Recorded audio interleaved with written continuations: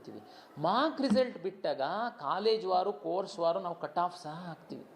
ಆವಾಗ ನೀವು ಕಂಪೇರ್ ಮಾಡಿದರೆ ಗೊತ್ತಾಗುತ್ತೆ. ಫಾರ್ ಎಕ್ಸಾಂಪಲ್, ನಿಮ್ಮ ಫ್ರೆಂಡ್ಸಿಗೆ ಒಳ್ಳೆ ಕಾಲೇಜ್ ಸಿಕ್ಬಿಟ್ಟಿರುತ್ತೆ, ನಿಮ್ಗಿಂತ ಕಡಿಮೆ ರ್ಯಾಂಕ್ ಇದೆ, ನಿಮಗೆ ಸಿಕ್ಕಿಲ್ಲ, ನೀವೇನು ಗಡಿಬಿಡಿ ಮಾಡಿ ಅವಾಗ ತೆಗೆದು ನೋಡಿದರೆ ಗೊತ್ತಾಗುತ್ತೆ ನೀವು ಅದು ಆಪ್ಷನ್ ಎಂಟ್ರಿನೇ ಮಾಡಿರಲ್ಲ, ಅದಕ್ಕೋಸ್ಕರ ಸಿಕ್ಕಿಲ್ಲ. ಸರ್ ಇದು ಅನ್ಯಾಯ ಇಲ್ಲ, ಏನು ಅನ್ಯಾಯ ಇಲ್ಲ. ಮಾರ್ಕ್ ರಿಸಲ್ಟ್ ಆದಮೇಲೆ ನಿಮಗೆ ಇನ್ನೂ ಕ್ಲಾರಿಟಿ ಬರುತ್ತೆ. ನೀವು ಮಾರ್ಕ್ ರಿಸಲ್ಟ್ ಆದಮೇಲೆ ನಾನು 4-5 ಡೇಸ್ ನಿಮಗೆ ಒಂದು ಪಿರಿಯಡ್ ಕೊಡ್ತಾ ಇದ್ದೀನಿ, ವಿಂಡೋ ಪಿರಿಯಡ್ ಇರುತ್ತೆ ನಿಮಗೆ. ಆವಾಗ ನೀವು ರೀಅರೇಂಜ್ ಮಾಡ್ಬೋದು. ನಾವು ಟೈಮ್ ಟೇಬಲ್ ನೋಡಿ, ನಾನು 5 ದಿನ ಏನೋ ಕೊಟ್ಟಿದ್ದೀನಿ ಈ ಬಾರಿ, 3 to 4 ಡೇಸ್ ನಾವು ಕೊಟ್ಟಿರ್ತೀವಿ. ನೀವು ಮಾರ್ಕ್ ರಿಸಲ್ಟ್ ಆದಮೇಲೆ ನೀವು ನಿಮ್ಮ ಲಾಗಿನ್ ಓಪನ್ ಮಾಡ್ಕೊಂಡ್ಬಿಟ್ಟು ನೀವು ಆಗ್ಲೇ ಆಪ್ಷನ್ ಎಡಿಟ್ ಎಲ್ಲ ನೀವು ಏನು ಬೇಕಾದ್ರೂ ಮಾಡ್ಬೋದು. ಡಿಲೀಟ್ ಮಾಡ್ಬೋದು, ಮೇಲೆ ಕೆಳಗೆ ಮಾಡ್ಬೋದು, ಹೊರಗಿಂದ ಆಪ್ಷನ್ನನ್ನು ಯಾವುದಾದ್ರೂ ನೀವು ಹಾಕಿಲ್ಲದೊಂದು ಆಪ್ಷನ್ನನ್ನು ತಗೊಂಡು ಬಂದು ಹಾಕ್ಬೋದು. ಇದರಿಂದ ನಿಮಗೆ ಅವಕಾಶ ಇದೆ. ಹಂಗಾಗಿ ಫಸ್ಟ್ ಟೈಮ್ ಮಿಸ್ ಮಾಡಿದರೆ, ತಪ್ಪು ಮಾಡಿದರೆ ಏನು ಚಿಂತೆ ಮಾಡೋಗತ್ತೆ ಇಲ್ಲ. ಮಾರ್ಕ್ ರಿಸಲ್ಟ್ ಆದಮೇಲೆ ನೀವೇನು ಮಾಡ್ತಿರಲ್ಲ ಅದು ಮಾತ್ರ ಭಾಳ ಸ್ಪಷ್ಟವಾಗಿ ಮಾಡಬೇಕು. ಯಾಕೆಂದರೆ ಮತ್ತೆ ನಿಮಗೆ ಅವಕಾಶ ಕೊಡಲ್ಲ. ಒಂದು ಮಾರ್ಕ್ ರಿಸಲ್ಟು ಅದಾದಮೇಲೆ ಏನು 3 ಡೇಸ್ ನಾವು ರೀಅರೇಂಜ್ ಮಾಡೋದಕ್ಕೆ ಅವಕಾಶ ಕೊಟ್ಟಿರ್ತೀವಿ. 3 ಡೇಸ್ ಆದ ನಂತರ ನಾವು ಫ್ರೀಸ್ ಮಾಡ್ತೀವಿ. ಮಾಡಿ ನಾವು ರಿಸಲ್ಟನ್ನು ಪಬ್ಲಿಷ್ ಮಾಡಿದಾಗ ಆವಾಗ ಮಾತ್ರ ನೀವು ಅದು ಫೈನಲ್ಲು. ಇಲ್ಲ ಸರ್ ಅವಾಗಲೂ ಮಿಸ್ ಆಯಿತು, ಚಿಂತೆ ಮಾಡಬೇಡಿ. ಮಿಸ್ ಅಂತಂದ್ರೆ ಹೆಂಗೆ, ಫಸ್ಟ್ ರೌಂಡ್ ರಿಸಲ್ಟ್ ಅನೌನ್ಸ್ ಮಾಡಿದ ಮೇಲೆ ಸಹ ಕೆಲವು ವಿದ್ಯಾರ್ಥಿಗಳು ಇಂಥವ್ರು ಇರ್ತಾರೆ ಅಂತ ಗೊತ್ತಿದ್ದೇನೆ. ನಮ್ಮ ಹಿಂದಿನವ್ರು ಈ ಥರ ತುಂಬ ನಮ್ಮ ಅಪ್ಲಿಕೇಶನ್ ಎಷ್ಟು ಚೆನ್ನಾಗಿ ಡಿಸೈನ್ ಮಾಡಿದ್ದಾರೆ ಅಂತಂದರೆ, ಫಸ್ಟ್ ರೌಂಡ್ ರಿಸಲ್ಟ್ ಅನೌನ್ಸ್ ಮಾಡಿದ ಮೇಲೆ ಸಹ 4 ಚಾಯ್ಸನ್ನು ನಾವು ಅವ್ರಿಗೆ ಕೊಡ್ತೀವಿ. ತುಂಬ ಇಷ್ಟ ಇತ್ತು ಅಂದರೆ ಕಾಲೇಜಿಗೆ ಹೋಗಿ ಅಡ್ಮಿಷನ್ ಆಗ್ಬೋದು, ಚಾಯ್ಸ್ 1 ಹಾಕಿ. ಸರ್ ಇಷ್ಟ ಇದೆ ಬಟ್ ನಂದು ಇನ್ನೂ ಮೇಲ್ಗಡೆ ಕಾಲೇಜು ಸಿಕ್ಬೋದು ಸರ್, ನಾನು ವೆಯ್ಟ್ ಮಾಡ್ತೀನಿ ಅಂತಂದರೆ ಚಾಯ್ಸ್ 2 ಹಾಕಿ ಆ ಸೀಟು ನಿಮಗೆ ಫಿಕ್ಸು ಹೋಲ್ಡ್ ಮಾಡಿ ಇಟ್ಕೊಂಡು ಮುಂದಿನ ರೌಂಡಿಗೆ ಬರ್ಬೋದು. ಮುಂದಿನ ರೌಂಡಲ್ಲಿ ಬಂದಾಗ ಮೇಲ್ಗಡೆ ಅಪ್ಗ್ರೇಡ್ ಆದರೆ ಅದೃಷ್ಟ, ಅಪ್ಗ್ರೇಡ್ ಆಗಲಿಲ್ಲ ಅಂದರೆ ನೀವು ಹೋಲ್ಡ್ ಮಾಡಿರೋ ಸೀಟಿಗೆ ಹೋಗ್ಲೇಬೇಕಾಗುತ್ತೆ. ಅವಾಗ ಇಲ್ಲ ಸರ್ ನನಗೆ ಆ ಸೀಟ್ ಬೇಡ ಅನ್ನೋ ಅವಕಾಶ ಇರಲ್ಲ.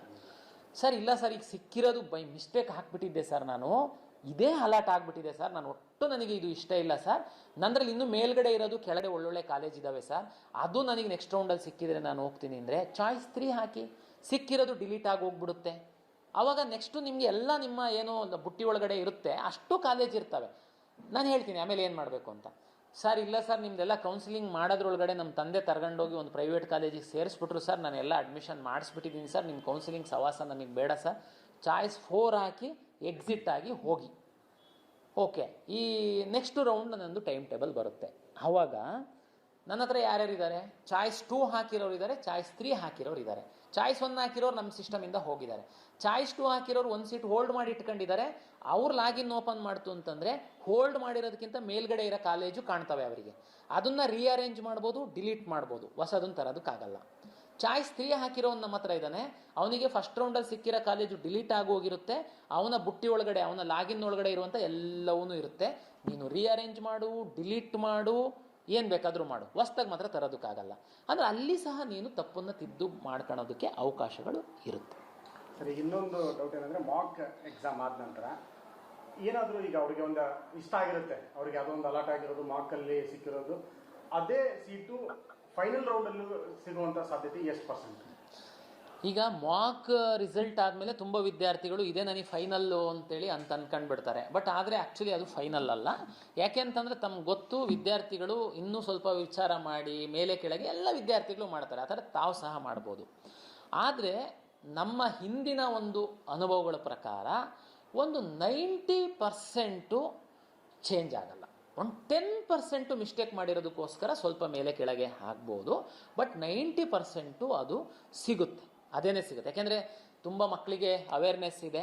ಮಾರ್ಕ್ ಬಿಫೋರೇನೆ ಅವರು ತುಂಬ ಚೆನ್ನಾಗಿ ಸ್ಟಡಿ ಮಾಡಿ ಹಾಕಿರ್ತಾರೆ. ನೆಕ್ಸ್ಟು ಮೇಲೆ ಕೆಳಗೆ ವೇರಿಯೇಷನ್ ಮಾಡಿದ್ರೂ ಸಹ ಒಂದು 5-10% ವೇರಿಯೇಷನ್ ಮಾಡ್ತಾರೆ. ರಿಸಲ್ಟಲ್ಲಿ ಬಹಳ ದೊಡ್ಡ ಅಜಗಜಾಂತರ ವ್ಯತ್ಯಾಸ ಆಗಲ್ಲ. ಮಾರ್ಕ್ ಎಕ್ಸಾಮನ್ನು ಅವರು ಬಹುತೇಕ ತಮ್ಮ ಫೈನಲ್ ಆಗಿ ನೋಡ್ಕೊಳ್ಬೇಕು. ಮಾರ್ಕ್ ರಿಸಲ್ಟಲ್ಲಿ ಉದಾಹರಣೆಗೆ ಮಾರ್ಕ್ ರಿಸಲ್ಟಲ್ಲಿ ಫಸ್ಟ್ ಆಪ್ಷನ್ ಹಾಕಿರೋದೇ ಅವನಿಗೆ ಸಿಕ್ಕಿದೆ, ಅವನೇನು ಚೇಂಜ್ ಮಾಡೋ ಅಗತ್ಯನೇ ಇರಲ್ಲ. ಅದೇನೇ ಅವನಿಗೆ ನೆಕ್ಸ್ಟು ಸಹ ಕಂಟಿನ್ಯೂ ಆಗ್ಬೋದು. ಇಲ್ಲ ಬೇರೆ ಯಾರಾದರೂ ಮಿಸ್ಟೇಕ್ ಮಾಡಿ ಹಾಕಿತ್ತು ಅಂತಂದರೆ ಚಾಯ್ಸ್ ಆಪ್ಷನ್ 2 ಬರ್ಬೋದು.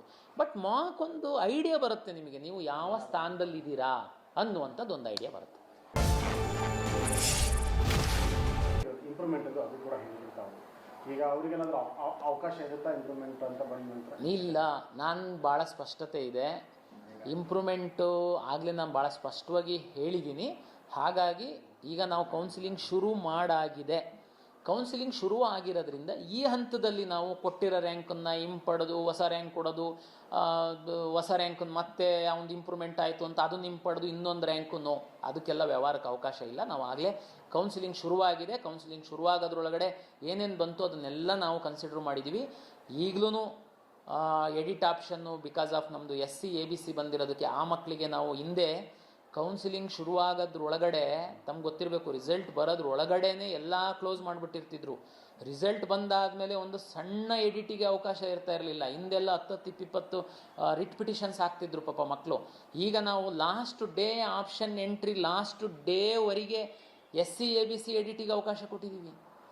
ದಯಮಾಡಿ ಮಾಡ್ಕೊಳ್ಳಿ, ಸದುಪಯೋಗ ಪಡಿಸ್ಕೊಳ್ಳಿ, ಅನ್ಯಾಯ ಮಾಡ್ಕೊಂಡ್ಬೇಡಿ ಅನ್ನುವಂಥದ್ದು ನನ್ನ ವಿನಂತಿ. ಸರ್, ಇನ್ನು ಕೆಲವರಲ್ಲಿ ಮ್ಯಾನೇಜ್ಮೆಂಟ್ ಮತ್ತು NRI ಸೀಟ್ಗಳನ್ನು ಕಾಲೇಜಿನವರು ಕೊಡ್ತಾರೆ ಅಂತ ಭಾವನೆ ಇದೆ. ಹೀಗೆ ಮಾಡ್ಕೊಂಡು ಕೆಲವರು ಕೂಡ ಮೋಸ ಹೋಗಿದ್ದಾರೆ. ನೋಡಿ, ಇಂಜಿನಿಯರಿಂಗಿಗೆ ಸಂಬಂಧಪಟ್ಟಂತೆ 25% ಮ್ಯಾನೇಜ್ಮೆಂಟ್ ಸೀಟಿಗೆ ಅವಕಾಶ ಇದೆ. ನೀವು ಯಾರಾದರೂ ಹೇಳ್ತಾರೆ ಮ್ಯಾನೇಜ್ಮೆಂಟ್ ಸೀಟ್ ಕೊಡಿಸ್ತೀವಿ, ನಂಬಿ, ನೋ ಪ್ರಾಬ್ಲಮ್.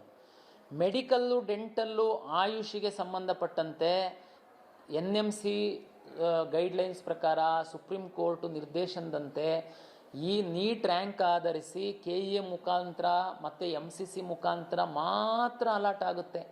ದಯಮಾಡಿ ಮೋಸ ಹೋಗೋದಕ್ಕೆ ಹೋಗಬೇಡಿ. ಸರ್ ಹೆಂಗೆ ಸರ್, ಮತ್ತು ಮ್ಯಾನೇಜ್ಮೆಂಟ್ ಅಂತಂದರೆ ಮ್ಯಾನೇಜ್ಮೆಂಟ್ ಸೀಟು, NRI ಅಂದರೆ NRI ಸೀಟು, ಅದು ಮ್ಯಾನೇಜ್ಮೆಂಟ್ ಅಂದ್ರೇ ಆ ವರ್ಡಿಂಗಲ್ಲೇ ಮ್ಯಾನೇಜ್ಮೆಂಟ್ ಸೀಟ್ ಇದೆ, ನಿಮ್ಗೆ ಹೆಂಗೆ ಸರ್ ಅಂತ. ಏನಕ್ಕೆ ಮ್ಯಾನೇಜ್ಮೆಂಟ್ ಸೀಟ್ ಅಂದರೆ ಸರ್ಕಾರ ಅವರಿಗೆ 20% ಅಷ್ಟು ಸೀಟ್ಗಳಿಗೆ ಫ್ರೀಡಮ್ ಕೊಟ್ಟಿದ್ದಾರೆ. 15% NRI, 5% ಮ್ಯಾನೇಜ್ಮೆಂಟು. ಈ 20% ಸೀಟಿಗೆ ಆ ಕಾಲೇಜಿನ ಆಡಳಿತ ಮಂಡಳಿಯವರು ಎಷ್ಟು ಬೇಕಾದರೂ ಫೀಸನ್ನು ಫಿಕ್ಸ್ ಮಾಡ್ಬೋದು. ಅದಕ್ಕೆ ಅವರಿಗೆ ಅಧಿಕಾರ ಕೊಟ್ಟಿದ್ದಾರೆ. ಅವರು ಉದಾಹರಣೆಗೆ ಒಂದು ಕಾಲೇಜವರು 45 ಲಕ್ಷ ಫಿಕ್ಸ್ ಮಾಡಿದ್ದಾರೆ.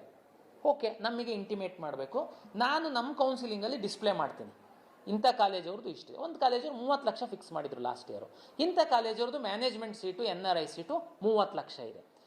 ಆದರೆ ಅಲಾಟ್ ಮಾಡೋನು ನಾನು ಅಂದ್ರೂ ನನಗೆ ಮನಸ್ಸಿಗೆ ಬಂದಂಗೆ ನನಗೆ ಪರಿಚಯದವ್ರಿಗೆ ಅಲಾಟ್ ಮಾಡೋದಲ್ಲ. ಉದಾಹರಣೆಗೆ ಒಂದು ಕಾಲೇಜಲ್ಲಿ 10 ಮ್ಯಾನೇಜ್ಮೆಂಟ್ ಸೀಟ್ ಇದೆ ಅಂತ ಭಾವಿಸ್ಕೊಳ್ಳೋಣ. ಆ ಮ್ಯಾನೇಜ್ಮೆಂಟ್ ಸೀಟಿಗೆ 20 ವಿದ್ಯಾರ್ಥಿಗಳು ಆಪ್ಷನ್ ಎಂಟ್ರಿ ಮಾಡಿದ್ದಾರೆ. ತಮ್ಗೆ ಗೊತ್ತು, ಮ್ಯಾನೇಜ್ಮೆಂಟಿಗೆ ಯಾವುದೇ ಮೀಸಲಾತಿ ಏನಿರಲ್ಲ. 20 ಹುಡುಗರು ಆಪ್ಷನ್ ಎಂಟ್ರಿ ಮಾಡಿದ್ದಾರೆ. ಆ 20 ಹುಡುಗರದು ನೀಟ್ ರ್ಯಾಂಕಲ್ಲಿ ಟಾಪ್ 10 ವಿದ್ಯಾರ್ಥಿಗಳು ಯಾರು ನೀಟ್ ರ್ಯಾಂಕ್ ಇದೆ ಅವರಿಗೆ ಅಲಾಟ್ ಮಾಡ್ತೀವಿ.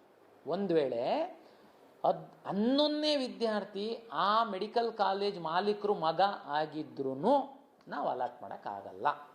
ಹಾಗಾಗಿ ಮೆಡಿಕಲ್ ಕಾಲೇಜಿನ ಮಾಲೀಕರು, ಆ ಕಾಲೇಜಿನ ಓನರ್ ಸಹ ತನ್ನ ಮಗನಿಗೆ ಮ್ಯಾನೇಜ್ಮೆಂಟ್ ಸೀಟಲ್ಲಿ ಸೇರಿಸ್ಬೇಕು ಅಂತಂದರೆ ನೀಟ್ ರ್ಯಾಂಕ್ ಇರಬೇಕು. ಕರ್ನಾಟಕ ಪರೀಕ್ಷಾ ಪ್ರಾಧಿಕಾರದ ಮೂಲಕವೇ ಕೌನ್ಸಿಲಿಂಗ್ ಮೂಲಕ ಅಡ್ಮಿಷನ್ ತಗೊಳ್ಬೇಕು. ಇಷ್ಟು ಸ್ಪಷ್ಟವಾಗಿ ನಿಯಮಗಳಿದ್ದಾವೆ. ಯಾರಾದ್ರೂ ಬಂದು ನಿಮಗೆ ಮೆಡಿಕಲ್ ಸೀಟು KEA ಮುಖಾಂತರ ಅಲ್ಲ, ನೀವು ಯಾಕೆ ಚಿಂತೆ ಮಾಡ್ತೀರಾ, ಕಾಲೇಜ್ ಅಣ್ಣ ಗೈಡ್ ಯೂಟ್ಯೂಬ್ ಚಾನಲ್ ಸಬ್ಸ್ಕ್ರೈಬ್ ಮಾಡ್ಕೊಳ್ಳಿ. ಏನಕ್ಕಂತಂದ್ರೆ ನಾವು ಕ್ಲಿಯರಾಗಿ ಡಿಟ್ ನಿಮಗೆ ಎಲ್ಲರೂ ಎಕ್ಸ್ಪ್ಲೇನ್ ಮಾಡ್ತೀವಿ. ಆಪ್ಷನ್ ಎಂಟ್ರಿ ಪ್ರೋಸೆಸ್ ನಿಮ್ದು ಈಸಿ ಆಗಬೇಕಂದ್ರೆ ಲಾಸ್ಟ್ ಒಂದೇ ಆಪ್ಷನು ಬೆಸ್ಟ್ ಚಾನಲ್ ಕಾಲೇಜ್ ಅಣ್ಣ ಗೈಡ್ ಯೂಟ್ಯೂಬ್ ಚಾನಲ್. ಓಕೆ, ಇನ್ನೂ ವಿಡಿಯೋ ಇದೆ ನೋಡ್ತಾ ಇರಿ. ಮತ್ತು ಇನ್ನೊಂದು ಪಾರ್ಟ್ 3 ಅಂತಲೂ ರಿಲೀಸ್ ಮಾಡ್ತೀವಿ. ಅದು ನೀಟ್ ಸ್ಟೂಡೆಂಟ್ಸ್ಗೆ ಮತ್ತು KCT ಇಂಜಿನಿಯರಿಂಗ್ ಸ್ಟೂಡೆಂಟ್ಸ್ಗೆ ವೆರಿ ಇಂಪಾರ್ಟೆಂಟ್ ಇರುತ್ತೆ. ಅದಕ್ಕೋಸ್ಕರನೂ ವೇಟ್ ಮಾಡಿ. ಅದು ನಾಳೆ ಮಾರ್ನಿಂಗ್ 10 ಗಂಟೆಗೆ ರಿಲೀಸ್ ಮಾಡ್ತೀವಿ. ಮ್ಯಾನೇಜ್ಮೆಂಟ್ ಸೀಟು ಓನರ್ರೇನೆ ನನಗೆ ಕ್ಲೋಸ್ ಇದ್ದಾರೆ, ನಾನು ಕೊಡಿಸ್ಬಿಡ್ತೀನಿ ಅಂತಂದರೆ ತಕ್ಷಣ ಅವ್ರ ಮೇಲೆ ನೀವು FIR ಮಾಡಿ. ಅವರು ನಿಮಗೆ ಮೋಸನೇ ಮಾಡ್ತಾ ಇದ್ದಾರೆ ಅಂತ. ಯಾರಾದರೂ ನೀವು ಮೆಡಿಕಲ್ ಕಾಲೇಜಿಗೆ ನೇರವಾಗಿ ಹೋಗಿ ಕೇಳಿದರೆ, ಅಂದರೆ ಮೆಡಿಕಲ್ ಕಾಲೇಜಿನ ಆಡಳಿತ ಮಂಡಳಿಗೆ ಕೇಳಿದರೆ ಅವ್ರು ನಿಮಗೆ ಮೋಸ ಮಾಡಲ್ಲ. ಅವ್ರು ಹೇಳ್ತಾರೆ, ಇಲ್ಲ ಈಗೆಲ್ಲ ನಿಯಮ ಚೇಂಜ್ ಆಗಿದೆ, 2022ಕ್ಕಿಂತ ಮೊದಲಿತ್ತು, ಈಗ ತಾವು KEA ಮೂಲಕನೇ ಬರಬೇಕು, ತಾವು ಕೌನ್ಸಿಲಿಂಗಲ್ಲಿ ಭಾಗವಹಿಸಿ ಅಂತ ಹೇಳ್ತಾರೆ. ನಿಮಗೆ ಯಾರಾದ್ರೂ ಸರ್ ನಾನು ಕೊಡಿಸ್ತೀನಿ, ನಿಮಗೆ ಯಾಕೆ ಚಿಂತೆ ಮಾಡ್ತೀರಾ, ಇಷ್ಟು ದುಡ್ಡು ನಾನೆಲ್ಲ ಮಾತಾಡಿದ್ದೀನಿ ಅಂದರೆ ಅವನು ಕಾಲೇಜವನಾಗಿರಲ್ಲ, ಮಧ್ಯವರ್ತಿ ಆಗಿರ್ತಾನೆ, ಪಕ್ಕ ನಿಮಗೆ ಮೋಸ ಮಾಡೋದಕ್ಕೆ ಟ್ರೈ ಮಾಡ್ತಾ ಇದ್ದಾನೆ ಅಂತ ಅರ್ಥ. ನೀವು ಅಲ್ಲಿ ಜಾಗೃತರಾಗಬೇಕು. ಮಕ್ಕಳಿಗೆ ಮೆಡಿಕಲ್ ಮಾಡಿಸ್ಲೇಬೇಕು ಅಂತೇಳಿ ತಂದೆ ತಾಯಿ ಅಜ್ಜ ಅಜ್ಜಿ ಎಷ್ಟೇ ಆಸೆ ಇರ್ಬೋದು, ಆದರೆ ನೀಟ್ ರ್ಯಾಂಕ್ ಬೇಕು. ನಿಮ್ಮ ಹತ್ರ ಬರೀ ದುಡ್ಡಿದೆ ಅಂತಂದರೆ ನಿಮ್ಮ ಮಗುಗೆ ಮೆಡಿಕಲ್ ಮಾಡಿಸೋ ಕಾಲ ಹೋಯಿತು. ಈಗ ನೀಟ್ ರ್ಯಾಂಕ್ ಸಹ ಬೇಕಾಗುತ್ತೆ. ಹಾಗಾಗಿ ನೀಟು ರಿಸಲ್ಟ್ ಬರೋ ತನಕ ತಾವು ತಾಳ್ಮೆಯಿಂದ ಇರಿ. ರಿಸಲ್ಟ್ ಬಂದಾದಮೇಲೆ ನಮ್ಮ ವೆಬ್ಸೈಟಲ್ಲಿ ತಾವು ನೋಡಿ, ಕಳೆದ ವರ್ಷ ನೀಟ್ ರ್ಯಾಂಕಲ್ಲಿ ಯಾವ್ಯಾವ ಕಾಲೇಜಿಗೆ ಮ್ಯಾನೇಜ್ಮೆಂಟು, ಗೌರ್ಮೆಂಟ್ ಸೀಟು, ಪೀಸ್ ಸೀಟು ಯಾವ ರೀತಿ ಸಿಕ್ಕಿದೆ, ಈ ವರ್ಷ ತಮ್ಮ ಮಗುಗೆ ಸಿಗುತ್ತೆ ಸಿಗಲ್ವಾ ಅನ್ನುವಂಥದ್ದು ಒಂದು ಐಡಿಯಾ ಬರುತ್ತೆ. ನೀವು ಕೌನ್ಸಿಲಿಂಗಲ್ಲಿ ಭಾಗವಹಿಸಿ. ನೀಟ್ ರ್ಯಾಂಕೇ ಇಲ್ಲ. ಎಲಿಜಿಬಿಲಿಟಿ ಅದು ಇಂಪಾರ್ಟೆಂಟ್, ಅರ್ಥ ಮಾಡ್ಕೊಳ್ಳಿ. 22.5 ಲಕ್ಷ ಮಕ್ಕಳು ನೀಟ್ ಎಕ್ಸಾಮ್ ಬರೆದಿದ್ದಾರೆ ಅಂತಂದರೆ 22 ಲಕ್ಷಕ್ಕೂ ಅವ್ರೇನು ಕೊಡಲ್ಲ ರ್ಯಾಂಕು. ಎಲಿಜಿಬಿಲಿಟಿ ಅಂತ ಒಂದು 11.5-12 ಲಕ್ಷದಂಗೆ ಲಾಸ್ಟ್ ಟೈಮು ನಿಲ್ಲಿಸಿದ್ರು. ಅದ್ರೊಳಗಡೆ ಬರಬೇಕು. ಅದ್ರೊಳಗಡೆ ಬಂದಾದ ಮೇಲೆ ನಿಮಗೆ ಆ ಕಾಲೇಜಲ್ಲಿ ಮ್ಯಾನೇಜ್ಮೆಂಟ್ ಸೀಟನ್ಗೆ ಅಪ್ಲೈ ಮಾಡೋದಕ್ಕಾಗುತ್ತೆ. ಬಟ್ ಸೀಟ್ ಸಿಗುತ್ತೆ ಇಲ್ಲ, ಅದು ನಿಮ್ಮ ರ್ಯಾಂಕ್ ಆಧರಿಸಿ ತೀರ್ಮಾನ ಆಗುತ್ತೆ. ಲಾಸ್ಟ್ ಕ್ವಶನ್ ಸರ್, ಈಗ ನೀಟ್ ಅವರು ಈ ಬಾರಿ ತುಂಬ ವ್ಯವಸ್ಥೆಗಳನ್ನು ಚೇಂಜ್ ಮಾಡ್ಕೊಂಡಿದ್ರು. ಕ್ವಶನ್ ಪೇಪರನ್ನು ಏರ್ ಲಿಫ್ಟ್ ಮಾಡಿದ್ರು, ಮತ್ತು ಕಡ್ಡಾಯವಾಗಿ ಬಯೋಮೆಟ್ರಿಕ್ ಮಾಡಿದ್ರು, ಆನಂತರ ಡ್ಯೂಯಲ್ ಅಟೆಂಡೆನ್ಸ್ ಮಾಡಿದ್ರು. ಇದನ್ನು CET ಕೂಡ ಮೊದಲೇ ಬಾರಿ ಮಾಡಿತ್ತು. ನೀಟ್ಗಿಂತಲೂ ಕೂಡ ನಾವು ಒಂದು ಹೆಜ್ಜೆ ಮುಂದಿದ್ದೀವಿ ಅಂತ. ಆ್ಯಕ್ಚುಲಿ ನೀಟ್ ಕರ್ನಾಟಕ ಪರೀಕ್ಷಾ ಪ್ರಾಧಿಕಾರ ಈ ಹಿಂದೆ ಸಹ ಏರ್ ಲಿಫ್ಟ್ ಒಂದು ಹೊರತುಪಡಿಸಿ ಉಳಿದಿದ್ದೆಲ್ಲ ಸೆಕ್ಯೂರಿಟಿ ಮೆಜರ್ಸನ್ನು ನಾವು ಸಹ ತಗೊಂಡಿದ್ವಿ. ನೀಟಿಂದು ಎಕ್ಸಾಮ್ ಇದ್ದಕ್ಕೆ ಮತ್ತು ಈ ಥರ ಮಧ್ಯವರ್ತಿಗಳು ಬೇರೆ ಬೇರೆ ಥರ ಮಕ್ಕಳಿಗೆ ದಿಕ್ಕು ತಪ್ಪಿಸ್ತಾ ಇದ್ದಾರೆ ಅಂತ ಅವರು ಇನ್ನೂ ಹೆಚ್ಚಿನ ಕಾಳಜಿಯನ್ನು ವಹಿಸಿದ್ದಾರೆ. ಒಂದು ಪಾರದರ್ಶಕವಾಗಿ ಪರೀಕ್ಷೆ ನಡೆಸುವಂಥದ್ದಕ್ಕೆ ಇದು ನಿರಂತರವಾಗಿ ಒಂದು ರಿಸರ್ಚ್ ಆಗ್ತಾ ಇದೆ. Mock drill, CCTV, command control rooms, ಇವೆಲ್ಲ ನಮ್ಗೆ ಮೊದಲೇ ಹೌದು. ನಮ್ಮಲ್ಲಿ ಆ್ಯಕ್ಚುಲಿ ಇವೊಂದು ಫೇಶಿಯಲ್ ರೆಕಗ್ನೈಸೇಷನ್ ಏನಿದೆ, ಆ್ಯಕ್ಚುಲಿ ನಾವು ಇಂಡಿಯಾದಲ್ಲೇ ಆ್ಯಕ್ಚುಲಿ ನಮಗೆ ಕರ್ನಾಟಕದಲ್ಲಿ ಅದನ್ನು ನಾವು ಪ್ರೈವೇಟ್ ವೆಂಡರ್ ಹತ್ರ ತಗೊಂಡು ಮಾಡಿದ್ದಲ್ಲ, ನಾವು ಓನ್ ಡೆವಲಪ್ ಮಾಡಿರುವಂಥದ್ದು.